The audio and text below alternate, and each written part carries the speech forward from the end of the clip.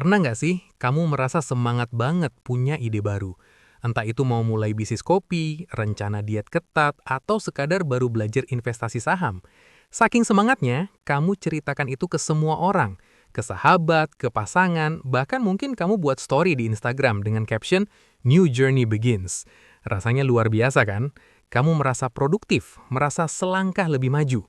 Tapi anehnya, besok paginya saat harus benar-benar mulai bekerja, motivasimu lenyap begitu saja, menguap kayak embun kena matahari. Kamu malah berakhir rebahan sambil scrolling media sosial, bingung kenapa apinya padam secepat itu. Masalahnya bukan pada disiplinmu, dan bukan juga karena kamu malas. Masalahnya ada pada mulutmu.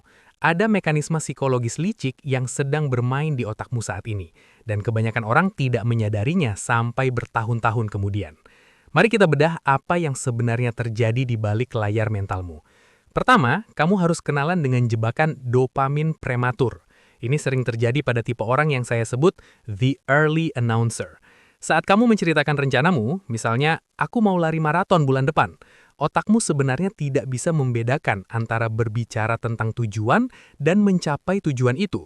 Otakmu melepaskan dopamin, hormon kepuasan, tepat saat kamu mengatakannya. Kamu merasa bangga seolah-olah kamu sudah lari 42 km, padahal kamu masih pakai pijama di sofa.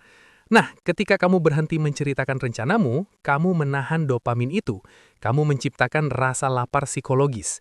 Rasa tidak puas inilah yang justru menjadi bahan bakar. Kamu menjadi gelisah, tapi dalam artian positif. Kamu harus melakukan hal itu supaya otakmu bisa mendapatkan hadiah yang sebenarnya. Diam itu menjaga tegangan listrik tetap menyala.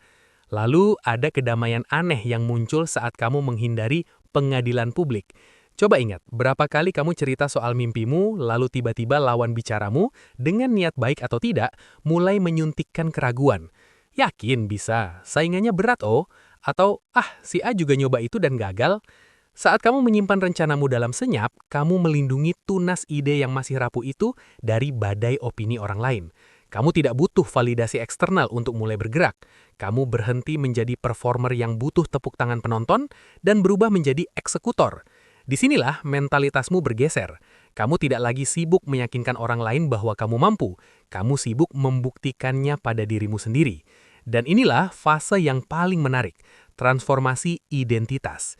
Ketika kamu bekerja dalam diam, batas antara siapa kamu dan apa yang kamu kerjakan mulai kabur. Kamu tidak lagi menjadi orang yang berencana menjadi penulis. Kamu sedang menulis.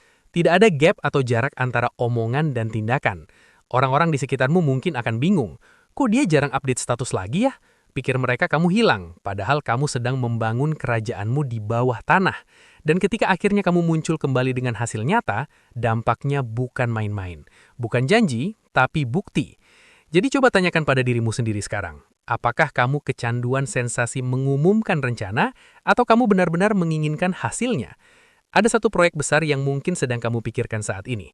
Simpan itu. Jangan ketik di kolom komentar, jangan WA temanmu, biarkan rasa gatal ingin cerita itu membakarmu untuk mulai bekerja. Kalau kamu merasa relate dengan jebakan psikologis ini, mungkin tombol subscribe di bawah adalah satu-satunya hal yang boleh kamu klik hari ini tanpa perlu berpikir panjang. Sampai jumpa di video berikutnya.